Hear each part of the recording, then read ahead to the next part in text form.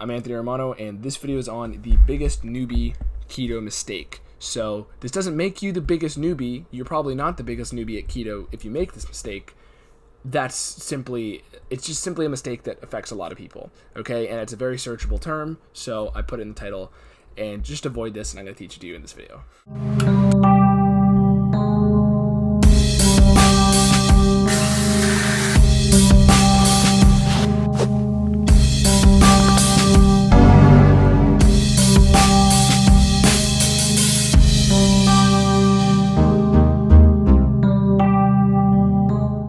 So you've probably seen about 5 other videos titled Keto Mistake or Big Keto Mistake on my page, but this is about something that isn't like a foundational keto idea. This is about something that's sliding under your radar. So this is why I'm making this video, and again, why I titled it about newbies. But even if you're not a newbie, you might be making this mistake because this video is about hidden ingredients, okay? Which ones in particular I'll get to in a moment. But I'm going to make a judgment. I'm going to make a prediction about you here. Chances are, when you first started keto, you started realizing, hey, there's added sugar in everything. And that's what a lot of people notice. They'll go to Walmart and they'll buy, the honey smoked ham, and they're like, wait, why is there like 5 grams of sugar in here? Because, and that's also partly why a lot of keto people get this sort of like wacko conspiracy theorist narrative behind them, because they start going on tangents of like, the food companies, they just want to get you addicted to sugar, man, like shit like that, right? But in reality, it's simply the competition between, Schneider's and Maple Leaf, or I don't know what, that's a Canadian brand. Basically, if Schneider's is making honey smoked ham and so are your brand, okay, obviously they're going to try to compete with each other to make the food more tasty and add sugar into it. And that's kind of where we get to an ethical gray area. But I'm not trying to point you to conspiracies here. I'm just trying to say there are food companies that will try to make their food taste better. And I mean, ethically, it's kind of a hard thing to crack down on them for. But you can make an argument that it's unethical for them to add sugar into foods where sugar isn't necessary. But at the same time, they're just competing with other companies, okay? It's not as if there's an agenda on that front. It's simply that human greed has forced corporations to try to compete with each other in ways that are kind of twisting the ethical grounds here. So how you handle this is it's not simply just sugar, okay? So the first thing you probably notice is, hey, there's sugar in everything. What the hell? And that's why a lot of people who have done keto before are very aware of that. But if you haven't, you're probably like, wait, there's sugar. I just like this ham better than Schneider's brand. Like, why? Now you realize it's because there's sugar in, the competitive brand. And that's where you have to be very selective and buy, natural food, not simply just processed food, because that's going to be put through the ringer of, trying to optimize its flavor profile. And the bliss point, you can Google that. It's a real term. It's a real thing that food companies take advantage of. So let's get back into the practical ingredients you want to avoid here. The point is, a lot of food is tampered with to make it taste better, right? And it's not simply just sugar. If you started keto, chances are you've noticed, hey, let's look at the sugar here. So here's the point. The first point is certain ingredients that I'll tell you, which is sugar and excitatory neurotoxins. So what the hell does that mean? That means MSG, and that means aspartame. And I've spoken about those topics in other videos and those issues. The other side is assessing those ingredients, the problematic ingredients, where they don't belong. Okay, so let's get into this. For starters, if you start seeing, MSG in a food product, that stands for monosodium glutamate. And a lot of times, what MSG does is it basically makes your brain release more glutamate, which is an excitatory neurotoxin. Well, it's an excitatory neurotransmitter, but when MSG does it, it creates a neurotoxin. So basically, what happens is you have more excitement going on than the food deserves. And the thing is, it creates an addictive reaction because you're getting a load of reward for Schneider's honey smoked ham than for regular ham. So naturally, other foods cannot excite your brain as much because you have this exaggerated reward response going on for certain foods that have MSG. And I'm not saying Schneider's does, so, don't sue me, Schneider's. I'm just, whatever. Some miscellaneous brand, Oscar Mayer, I don't fucking know. Essentially, when you have MSG in a food, it makes it taste better. And it makes it taste better by tricking your brain into thinking it tastes better. And with sugar, it's not actually tricking your brain. It just is simply adding sugar, which we have a high reward response to. But the thing is that you're still going to have a hard time kicking sugar. And MSG, you might have already kicked sugar, but you have certain, addictions to certain foods. And the same is with aspartame. It's also an excitatory neurotoxin.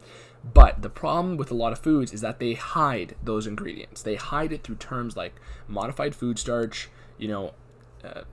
modified cornstarch, or any other of a bunch of names like spice extractives, yeast extractives, things like that. So that's kind of where things get hard, and you have to basically use your judgment. And the way you use your judgment is, first of all, you look out for big buzz terms, red flags like MSG, modified food starch. Okay, even if it simply says glutamate, that simply can be MSG. Food starch, modified food starch. Look out for corn syrups. That's just going to be high fructose corn syrup. But the thing is, anything that doesn't look like it belongs probably doesn't. So that's kind of the easy way. And eventually, I'm trying to work on apps and stuff like that to put out to assess those things for you. Besides me like helping people one-on-one with those types of issues. But when it comes down to you assessing what is acceptable, use your judgment of what belongs in the food naturally. If you see, corn syrup in a honey smoked ham, then okay, you know that it's going to be sweetened with sugar. And the reason why sugar will be a problem there is because it's a very high reward response sugar. It's not as if, like I always say, you can have 100 grams of carb worth of broccoli, but because it's very low glycemic, right, very low density in sugar, what's going to happen is you're basically not going to have any blood sugar rise. Meanwhile, with a couple grams of dextrose in a ham, sliced ham, you will have a high sugar response, or a high enough sugar response. And the problem here is that a lot of newbies, they will just count the carbs, as I've criticized in many videos, like that, oh yeah, don't just count net carbs, because that's not really, the quality is more important than the quantity. As I said, if you have 100 grams of carb from broccoli, your blood sugar is not going to rise. You'll have a hard time digesting that because of all the fiber, but you will not have a blood sugar rise. Meanwhile, with 5 grams of dextrose from ham, you're getting a very high glycemic, the highest glycemic carb you can get, basically. And even if it's a small amount, you're going to get a high blood sugar rise from that. And you're going to probably be incentivized to eat more of that food and make you break the ketogenic state even more. So when we're looking at foods you have to avoid, is foods that have hidden sugars, right? Obviously. But it goes past that, because a lot of times you'll find the honey smoked ham and they'll say, oh, this one doesn't have any carbs, but it actually has MSG and a bunch of other hidden kryptonite in there. So the way you avoid that is when you see MSG in it's not simply just the first paradigm, the first, outlook is, okay, avoid the sugar, right? And everybody knows that from the starting a keto diet, but they overlook the other ingredients in the label. They overlook the MSG. They overlook if there's aspartame in a certain drink or something like that. They'll look at, oh, there's 0 carbs in this, but there's aspartame in this Diet Coke. It's fine. No, you're going to start creating an addiction to that Diet Coke. And I'm not saying you have to go the rest of your life without having Diet Coke, okay? But the point is, you will gain a dependence on it. And I know plenty of people who can't go a day without 3 Diet Cokes or Dr. Peppers or whatever if they're diet. So it's not always about just simply the carbs. And the reason why this is a newbie mistake or at least I'm calling it that, is because everybody, once you understand what a ketogenic diet is going to look out for the hidden carbs. But you might not look out for, oh, hey, there's 0 carbs, but there's MSG. You have to be mindful of this, and you have to look into the ingredient section. So anyways, if you know the stuff that you can't have on a ketogenic diet, which every newbie will know, don't have starch, don't have sugar, okay? From there, if you look in the ingredient label and you see anything indicative of that, that's your first red flag. Your second red flag is terms like MSG, glutamate, corn syrup, cornstarch, modified food starch. It's foods ingredients are not acceptable, like starches, or things like fruit sugar, fructose, and even yeast extractives, spice extractives. Those are terms you want to look out for, okay?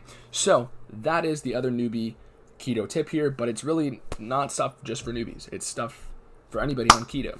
And I have a lot of friends who are starting this and they understand keto, but it comes down to the point where they'll use a hot sauce and they're like, wow, this is the best hot sauce, but it has MSG. And that's going to excite their brain so much that they'll have a blood sugar rise, and that will kick them out of ketosis and makes adaptation much harder. Which is why I've always said to people that when you're looking at starting a ketogenic diet or getting better at optimizing your ketogenic diet, you have to be mindful that other avenues of spiking your blood sugar can ruin the experience for you, at least in the first month. Afterwards, you'll gain an adaptation. You'll be able to bounce back like no problem. But if you're somebody who's starting this and you heard people say, oh, I tried keto, I hated that. Most of the time, people have tried it wrong, because I can't, if you think of all your friends, how many of them do you think look for MSG on their food label? Probably none of them, okay? Unless they're weirdo nerds like I am. So that's the point here. Most people do not look for these things, and that's why some people try keto, but it feels torturous for them because they're having little blood sugar kicks all day long, and they're basically like an addict of sugar trying to quit, and they keep getting little hits. It's like somebody, trying to quit cigarettes cold turkey, but then they're allowed 1 cigarette a day from like 2 packs a day. It's like they're gonna feel tortured during that. Okay, you don't drop from 100 to 1, you drop from 100 to 0, and that's what cold turkey is. Okay, or you titrate down until if you have severe addiction, but even then, a lot of times, a lot of people I've worked with jumping from 100 to 0, so cold turkey of carbs is a better way to quit the addiction than jump slowly titrating down. Again, that's where more the quality and the type of carb makes a difference, but you get the point. So that is it for this video. Go to my website, look at my other programs, merch, all that other stuff, and go to my Instagram. Follow me there. Like this video, subscribe, and let me know what else you want to see from me. And besides that, thank you for watching. Anthony Romano, peace.